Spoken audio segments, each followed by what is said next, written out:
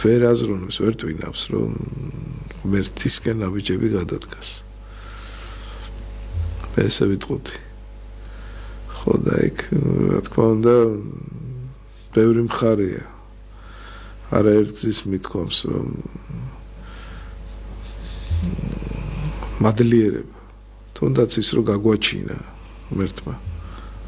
ამდენი დღე გაგვატარებინა ამ ცოდულ დედამიწაზე, ამდენი რამ გვანახა, ამდენი რამ გვასწავლა. კი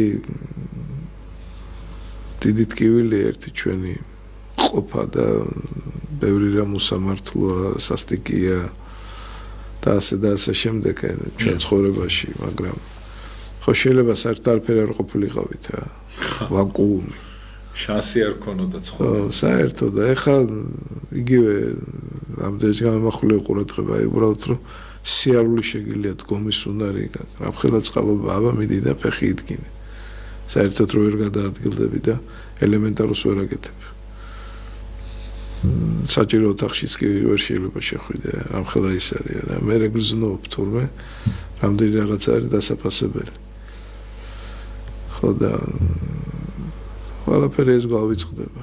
მადლიერების განცდის დიდი დეფიციტი არის ჩვენთან. აი თუნდაც აიღე პატრიარქს ადრე უყვარდა, მადლობდა საღიგონებისთვის. ხო. აი რო აზროვნებ, ხო შეიძლება რაღაცა დაგემართოს და ავადება შენეგოლებისგან არაფერი არ დარჩეს. კულტურული, ინტელიგენტი ადამიანია, პროფესორი და არაფერი არ დარჩა მის გონებისგან. რამდენად ვართ რა ღმერთზე დამოკიდებულია წარმოედგინეში. რამდენ საშიშროებას, საშინელებას მალავს ცხოვრება და როგორ უნდა გაიაზრო ის ხიზლად იყო და დაცული იყო ყველაფერს თავიდან. ეხლა მამა ალექსანდრე ბოლქვაძემ თქვა აქ რომ აი რაც არ უნდა ბევრი თანხა კონდესო, მილიონები რაღაცაო, ხო?